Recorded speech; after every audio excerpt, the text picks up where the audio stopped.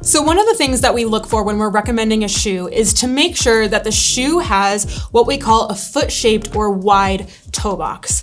One of the most important functions of the foot is to have what we call toe splay. Toe splay allows for, in particular, the big toe to be in alignment. The toes can actually move within the toe box of the shoe. We want that alignment so we can have a more efficient gait. One of the other mechanisms that is provided by having sufficient toe and forefoot splay is something called the tie bar mechanism of the foot. When walking and the foot goes into pronation or it lengthens and widens, it splays the forefoot. When this happens, there's receptors that are triggered, and it basically tells the plantar fascia as well as the forefoot that we need to get into a more stiff position to be able to handle the load at push-off. Without the ability for the toes to splay, you take away that mechanism of the foot, and it just makes things more difficult. What else would go wrong if we can't be in a wide toe box shoe?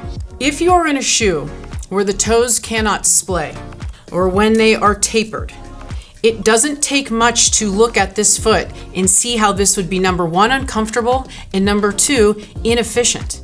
Think about balance. Is it going to be easier to balance when my toes are splayed or when they are compressed? Balance is a key factor for movement efficiency. I think another thing to consider is with the position of the big toe, we have essentially what's called the tripod of the foot. And if you imagine that the foot is a tripod and here's my big toe, when I'm in a shoe that brings the big toe over, now what's gonna happen is I have less stability and it's easier for me to fall over. So what we need is good alignment of the big toe to have stability out of the medial longitudinal arch. Now, the last thing we want to talk about is how to find out if a shoe has a wide enough toe box for you. And the easiest way to do this is to pull out the sock liner.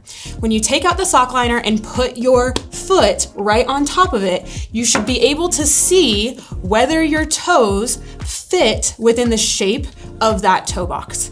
If instead that sock liner has a tapered toe box, what you'll find is that the toes start hanging off the edge. And that's when you know when the foot is inside that shoe, it's affecting the position and the shape of the toes.